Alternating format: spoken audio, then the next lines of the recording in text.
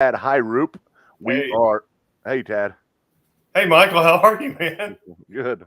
Since we've already had our introductions earlier and our backstage pass, or our backstage conversation, let's act like it's the first time we've seen each other.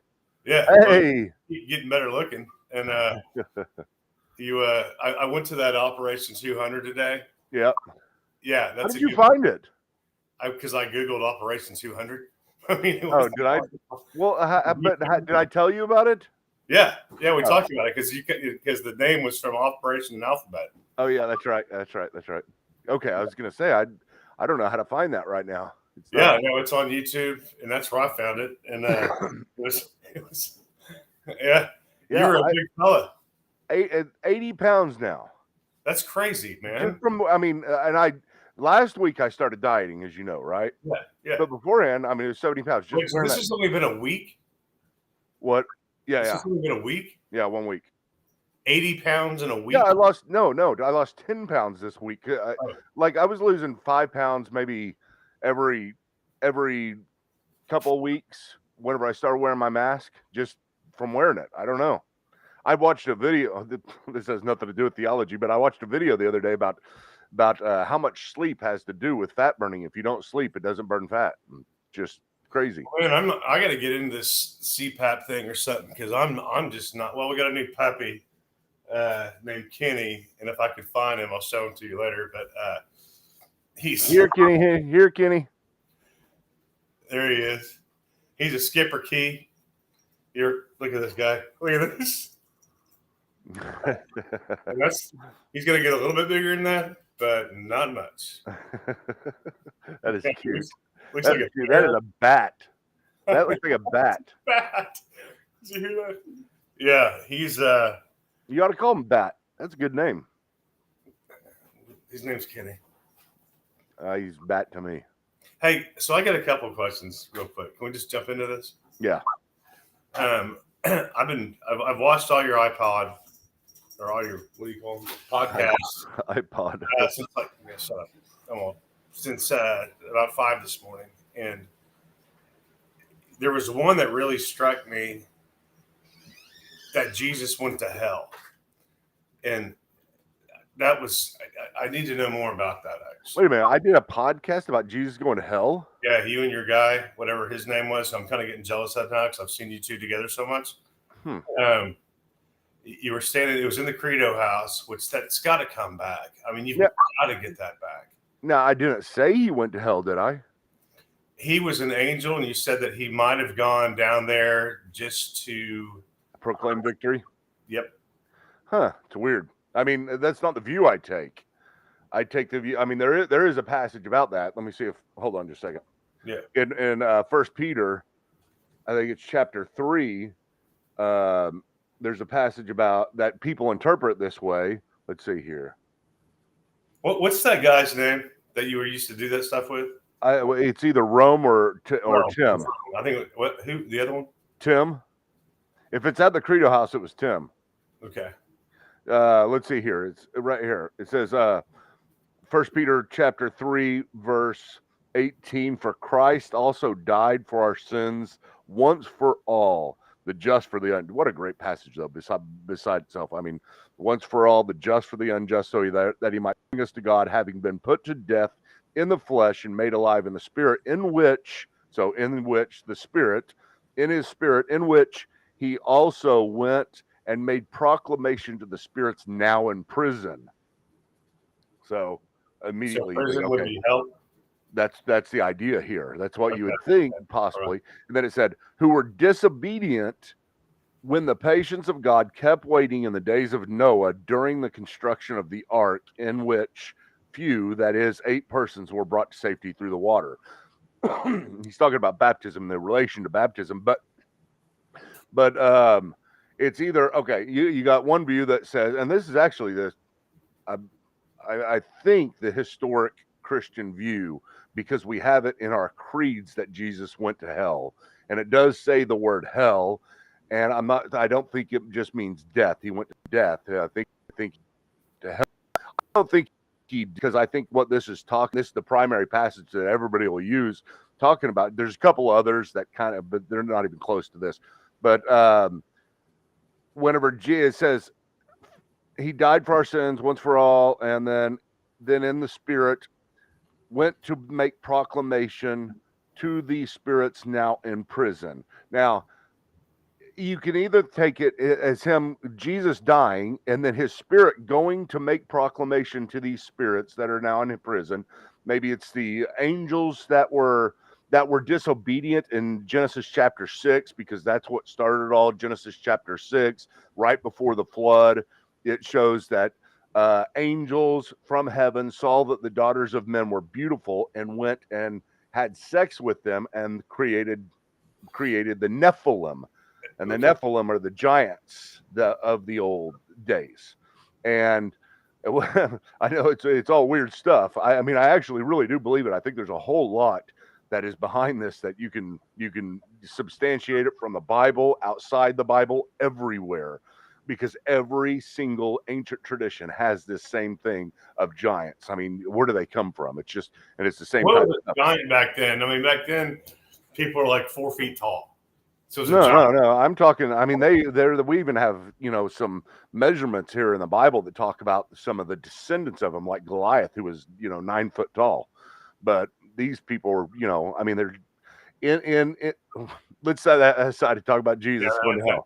that's good. No, we can talk about that forever. That's a really good one.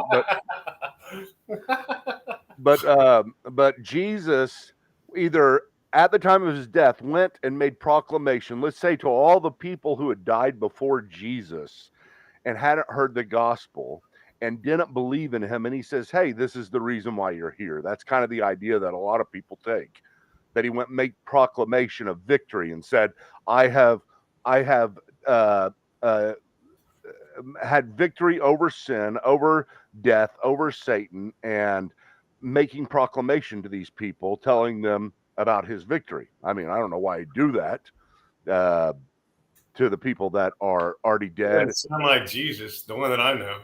Yeah. And Well, already dead in hell. he introduced himself. If you told me the last podcast that God introduced himself to everybody, Yeah. I mean, so there's why some would he people. introduce himself to the devil just to say, hey, like putting a flag and like. Well, that's the idea that most people have. Some people even think he went down and made a proclamation to them, giving them a second chance. And so saying, okay, you haven't heard about me. Here's what I did. And now you have your chance to be saved for the first time. I don't believe that either. I think the Bible says once to die, then to judgment. This is too obscure of a passage to ever introduce some type of second chance theory. And there's all kinds of problems with that as well. But listen, it says, in the days of Noah, he says, who were once disobedient. So who are these people that he's talking to? It's the ones who were once disobedient in the days of Noah, when the patience of God kept waiting at the time of the ark. So basically, I don't think he went to hell. I think what this is talking about is that this is the actual time of Noah, and the Spirit of Christ, which is in the Old Testament. You've got the angel of the Lord. He's just not called Christ. Christ is existing in the Old Testament times, obviously, and he's active in the Old Testament times, obviously.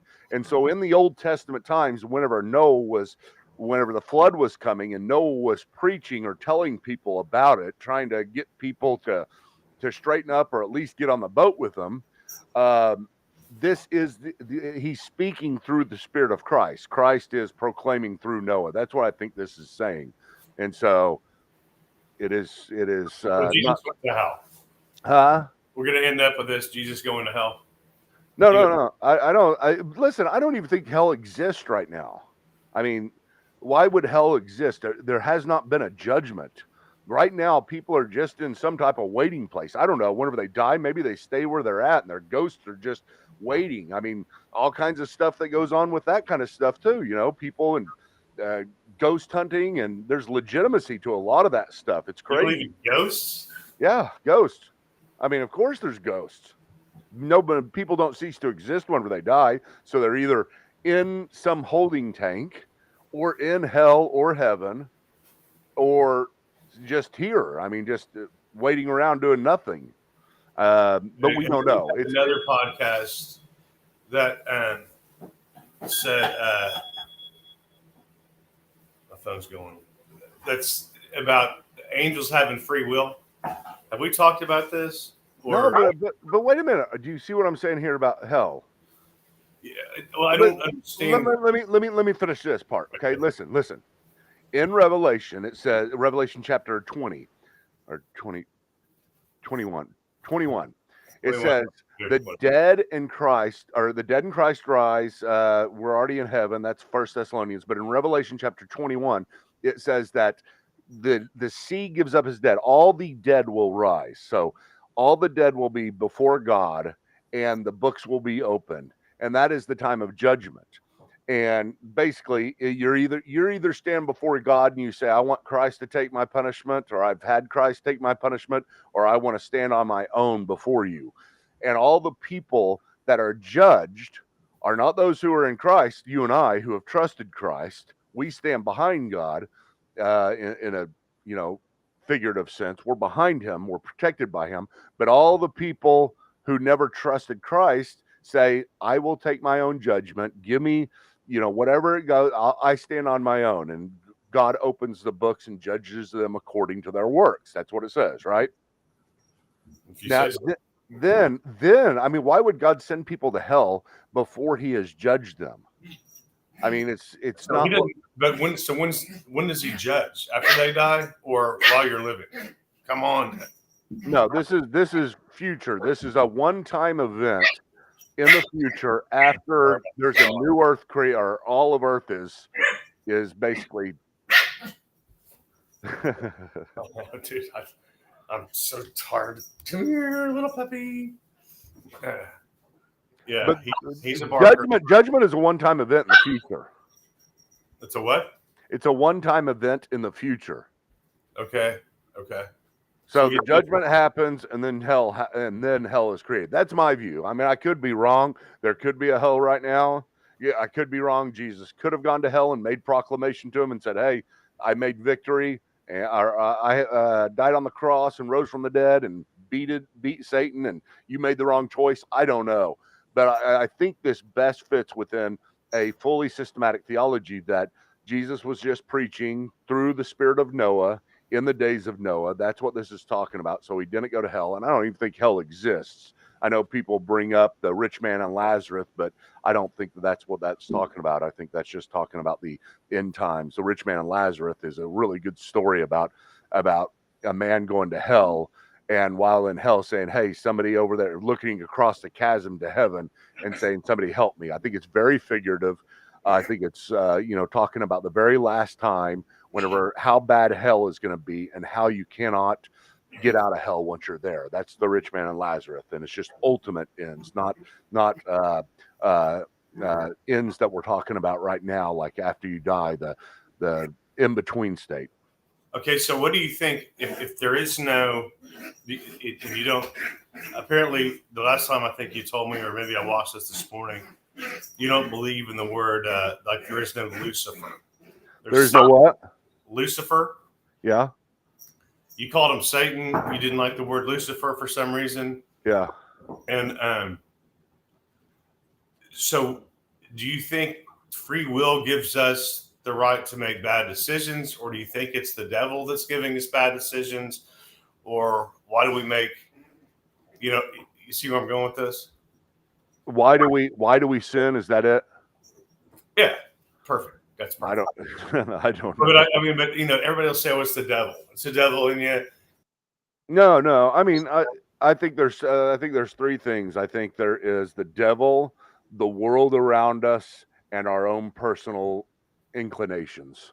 So all three of these come into play, and the influence around us is big. Satan is big in his influence on us. I don't know how. There's just not a hell. Where's he live? No, there is a Satan, yeah, and Satan doesn't. I mean, he's certainly not in hell. He's not like the king of hell, like people make it out to be.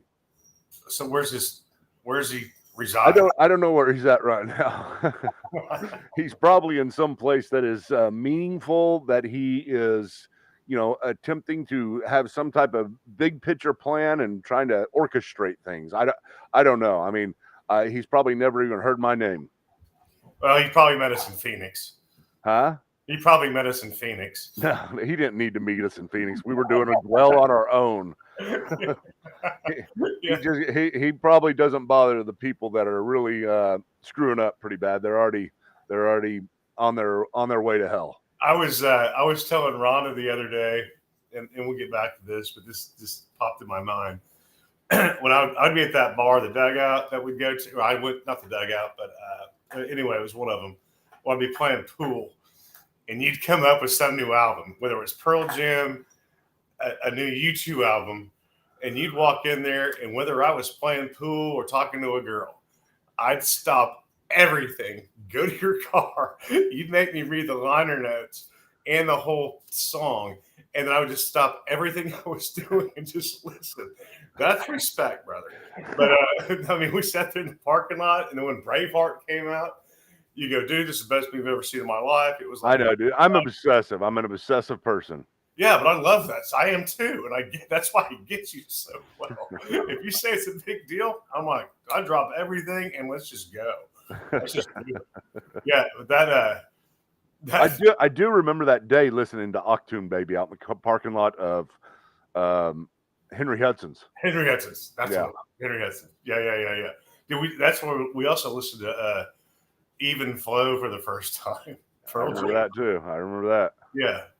Anyway, moving on. I just thought that was I've dropped everything for you forever, but it's just it's respect, and so. But okay, so you don't think the devil has a home right now? No, I don't think hell exists. I think he's just in the world. I mean, he was cast down to the world, and he's been on the world. I mean, him and all his minions, all the demons that fell along. Here's the deal about this stuff is that God gives us a little bits and pieces. I mean, he tells us the Bible is a understanding of soteriological history, meaning it just is about redemption, our fall and redemption. And there's all kinds of things that are in the background going on that we're just made aware of, but we're not given the details of. And the problem is sometimes we fill that out too much, and we try to, put Satan in hell and see what he looks like, and his demons are under him, and they're super smart and doing all that. We don't know that much. All we know is that there is evil in this world. They are conscious. They have rebelled against God, and they don't want him to succeed here on the earth. And so they are influences, but we can't tell ever really whether they are the ones that are influencing us at a particular time. It could be our own self, our own flesh, or it could be our own influences in the outside world. But it could also be, if I can say it this way, Satan whispering in our ear or a demon whispering in our ear. That does happen in some way. There are influences, there are evil influences out there that are attempting to thwart God's plan. And if you are attempting to follow God, that is something they don't want. I mean, look at the very first one of her. Cain killed Abel. Cain and Abel, Adam and Eve's sons. Cain killed Abel, and he said, evil is crouching at the door looking for a way to get you. That's what God said to Cain.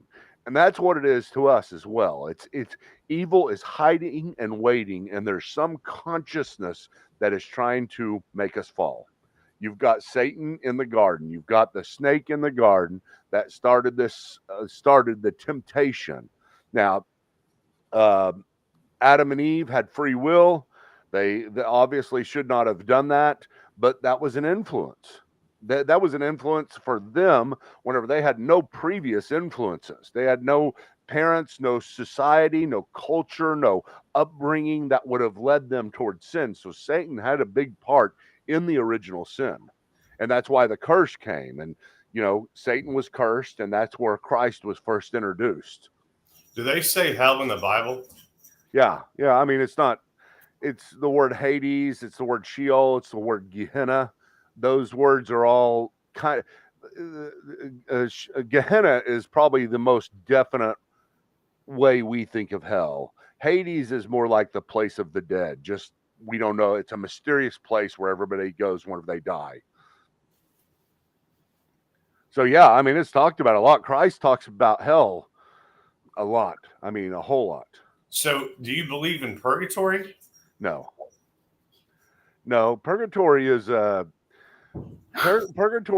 something that is introduced in order to get people to a state of perfection that die in imperfection. Whenever you and I die, we're going to be imperfect still, right?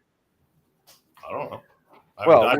we will. I mean, even Paul said that he hasn't reached perfection. Whenever he talks about this, he's still a sinner. He still fails. We're going to die still failures in our own flesh. We're gonna try to get as good as we can. You know, hopefully God moves within our lives and we change and we're better whenever we die than we are right now. But we're going to die in a state of imperfection. And then the idea is, how do we stand before God as imperfect beings? And there's a place introduced that says, well, there must be some place that we go to beforehand and we clean up. It's kind of like washing up before dinner. That's what the Roman Catholics will say. You have Yeah, all of this dirtiness you still have on you. You're dirty whenever you die. You have to take a bath before you get to heaven. Purgatory is that bath. okay. There's no reason to think that's there, though. I mean, there's nothing in the Bible about it. I mean, Are Catholics the only one that believe in purgatory? Eastern Orthodox do not. Catholics are the only ones. Yeah. I've grown up my whole life scared of purgatory Well, in the mortal sense. And you call it a different word, but the way that I was raised and all the schools I went to that were Catholic, it was mortal and immortal. And the last time we talked about that, you called it a different mini. You called it menial. venial. Yeah. Okay. Well, I was taught it was immortal. It was mortal and immortal. Hmm. And that's how I was taught. And that's what I've known my whole life. The And two types of sins. yeah, that's it. There's only two. There's only two. And then there's purgatory. And purgatory scared the shit out of me. Well, I did. I was like, dude, because you could be in purgatory until God decides to say, hey man, okay, now you've paid your penance, because we have the rosary and stuff like that. You got to pay your penance, and that's what purgatory's for. And when you've done that to His judgment, then you get to kind of cruise on up to heaven. But until then, you're just stuck in purgatory. But I don't know if the earth is purgatory. Maybe I'm living in purgatory right now. I don't know. I've never died before, so. And this is what we're going to talk about anyway later on, or just in a minute. The afterlife. I told you I watched that movie, and with Robin Williams in it. Yeah. That's so we have a choice to come back when we're in heaven, or we get to come back. Because at the end of that movie, it was, I don't know if I sent you that link. I don't know if you watched it, but it was. He's talking to his wife that had died up in heaven. And he said, do you want to go back down or something like that? And then they met again because I guess they were soulmates. We talked about soul a couple podcasts ago. And they met again. But I was just curious what your thought is on you're coming back after heaven. You get to pick if I want to come back, or what if I just like heaven enough I want to stay there for a little while? No, I mean, you don't have a choice. I mean, Hebrews chapter 9 says, it is appointed to every man once to die, and then comes the judgment. So it's just the one chance we have here, and our spirit goes to heaven, awaiting the resurrection of our body. We don't come back down. We don't have a choice to come back down. It is final. This is it, bro. I mean, this is the only life we have. And, there's not a... What's the afterlife? Huh? What's the afterlife? You're asking questions again. These things that are. Well, I can tell you there is an afterlife. I can tell you that whenever we die, it is better to be with Christ. I can tell you what Paul says whenever he says that he would rather die and be with Christ, but it's necessary for me to stay with you. the whole idea here is that we know that our spirits leave our bodies, and we, but Paul says, to be absent from the body is to be present with the Lord. So if you're a believer, you die. All I can tell you right now is you're present with the Lord, and it's better. And it is a conscious state. It is not a state of, nirvana where everybody comes together. You are an individual. I don't know if you have hands. I don't know if you have hair. I don't know if you can look in a mirror and see yourself. I don't know what a spirit is, really. I mean, nobody does. We just assume the best we can. It's something that is conscious, something that is to some degree, able to interact. But heaven is a mystery right now. The in-between state. This is called the intermediate state, because heaven, in a sense, heaven isn't really the new earth or the new world. You quit saying heaven a while ago. Yeah. Whenever I'm talking about heaven as you think of it, most people think of heaven as just the eternal state where we're going to be at, the eternal bliss, the time in which there'll be no more sin, no more crying, no more pain, no more sorrow. What Revelation talks about, and that is true. That is, you can call that heaven, but that is not what we go to whenever we die. Whenever we die, we go to an intermediate state. Now, if you want to call that heaven too, that's fine, but ultimately heaven is the new earth. Ultimately heaven is, God is going to wipe away everything that's gone, that's here, and recreate the earth, because he's sticking with his original plan. Whenever he created Adam and Eve and created the earth, and they sinned 10 minutes later, he didn't say, oh man, let's don't do this anymore. He still has the same plan he had at the very beginning, a earth where we are here and we are working and we are doing you're going to be, everybody's going to be really surprised. There's going to be two things you're going to be surprised at about heaven, about what it's like. Number one, what it feels like to be without sin. That's going to be a surprise. I mean, we've never had that, without the temptations and without the at least the compulsion to do it or the action to do it, without sin, without our sin nature. But we're also going to be surprised about how similar the new earth is. We're going to be living, I mean, we may be doing podcasts like this in heaven. I am not kidding one bit. That there's no reason to think that what we're doing right here is a result of the sinful state.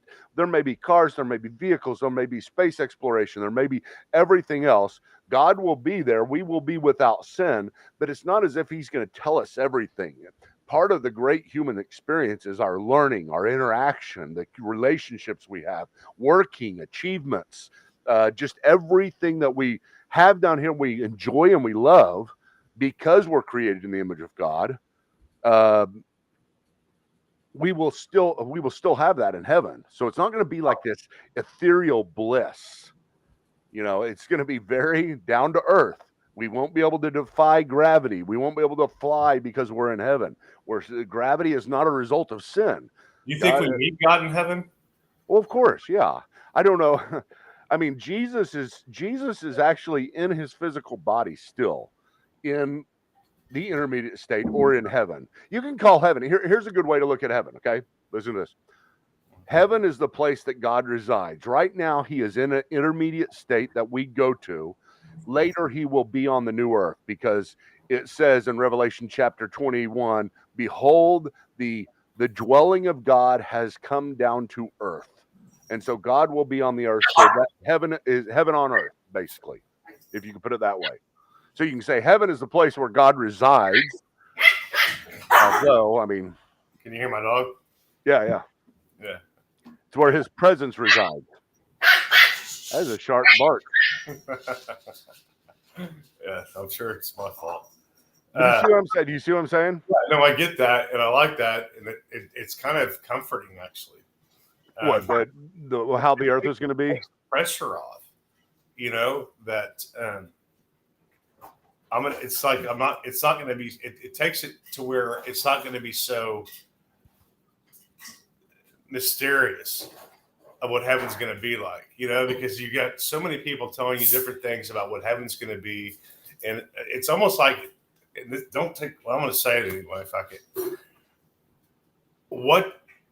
I was thinking it's just going to be all complete worship all the time, and like heaven kind of takes the fun out of living. You know what I mean? I was thought that too. I was. I mean, I was taught it's going to be 24/7 bowing before God, singing. Exactly. Me too. And I'm like, okay, well, that doesn't I don't sound want to fun. go to heaven. Hell sounds more fun. I told somebody that one time, I said, that does not sound fun. And he said, but once you get to heaven, it will. And I go, okay, I accepted that for a long time. I was like, okay, we'll just change in heaven. And then I came to realize, wait a minute. If I'm going to enjoy that in heaven, it's not going to be me. It's going to be somebody else because I don't enjoy those things. You know what I mean? Yeah.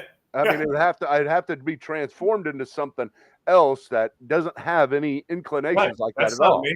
Man, I mean, it's not as if I don't enjoy singing. I mean, I just don't want to be sitting there 24/7 like they told me before the throne of Christ. That's boring. The Buddha, all that kind of stuff. Yeah. Well, that's a horrible view, though. It's so unbiblical. I mean, the Bible Christ told this parable of how you invest your things here on the earth, and basically what he said was he gave some investment to one person. A person gave $10 to one person, $20 to another person, and $100 to another person. The $10 guy went and hid the money and saved it for him. The $20 guy invested it and got more. The $100 guy invested it and even got more. And then God basically says, that's what I've given you. I've given you guys things to use here on the earth. You, yourself, your talents, your everything who you are is an investment. And how do you use it?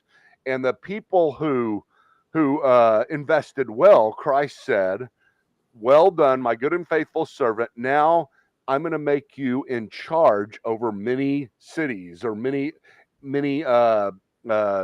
I'm going to make you in charge over much things. So basically what that is saying is we're going to have jobs in heaven. And so you told me that forever. But yeah. I mean, hold on, pause. Do you remember why you got into seminary? What your thought was when you were at OSU Tech? And it's the same thing that you just said. And this has been your vision the whole time was, if you invest, if one out of us die, like we're not getting out of this alive. But you told me this in your car.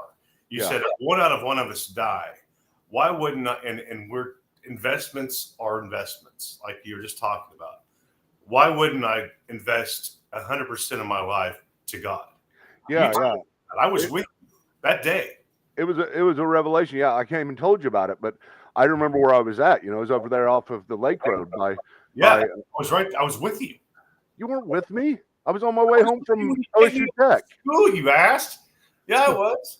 Okay. But anyway, no, I did think that. Here's what I thought. I mean, it was a turning point in my life because it was, you know how it was. It was always, well, we were together. I'm turning myself over to the Lord. I'm doing everything right now. And you and all my friends will be like, yeah, right. We'll see you at the bar tomorrow night, and I'd say, no, I'm not going. And, I quit this time. And I never could quit. I kept on coming back.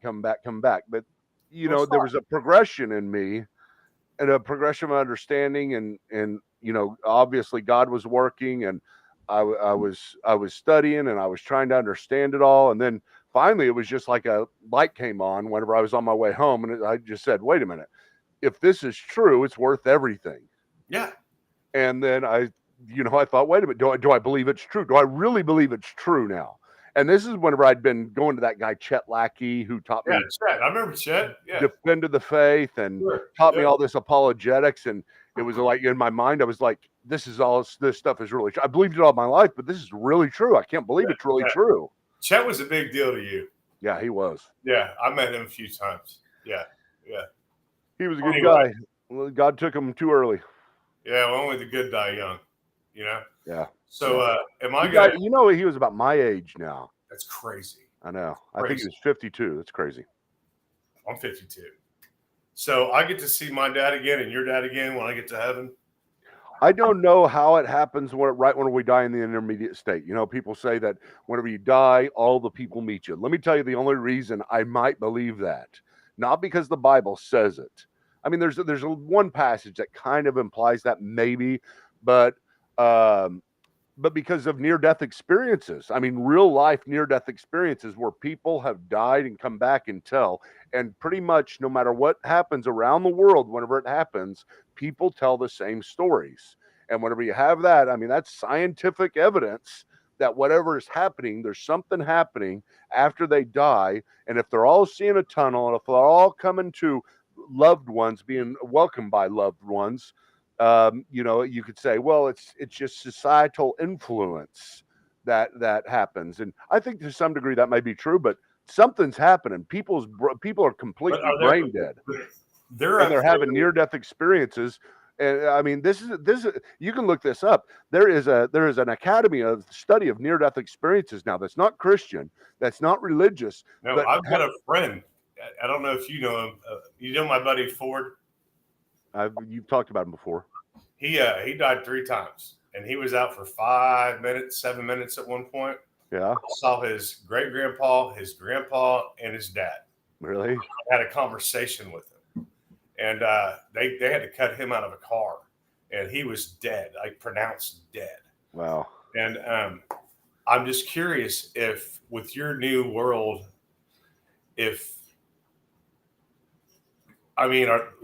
they're up there waiting on us, or do you have jobs right now? Are they doing all that kind of stuff too? I don't know what they're doing right now. I mean, that's one of those things. Something. I really, yeah, they're doing something, I'm sure. I just don't know. There's nothing in the Bible. Everything I would say right now would be speculation. I don't know if they have a body. I don't know if they have a temporary body. I don't know what if they can see, if they have eyes. I have no idea. All I know is this. This is the only thing I can say for sure, is that to be with the Lord is better than to be here, Paul says. We want our body. We need our body. We don't exist well without our body. That's why the resurrection happens. God created us for having a body. We're not meant to exist as spiritual beings. That the spirit is ripped out of our body. It's a part of who we are, and it's not supposed to be ripped out. But since sin happened, it has to be to preserve us. And so the spirit is basically our essential preservation, going to be with the Lord, waiting to get our bodies back. And I know this. I know that when we are in heaven, we will be excited about getting our bodies back and getting back in the earth, because we don't exist well without a body. So that's all I know. I'll talk to you next time. I love you, Michael. All right, bro. See you, man. Yeah, that was a quick end. Well, I got to think about this stuff. All right. I think it was a good conversation. Do you? Yeah, it's good. What do you mean by that? No, it was good. It was good. Like I said last time, you always take that wrong. You always think I'm thinking. I mean, I got to think about it myself. I'm staring right at you. You got that gray hair out there on the corner. Right Yep. there. Yep. I got a lot of it, man. Yeah, it's going. It's making its way up. It's making its way. Okay, well, I'm heading to the pool.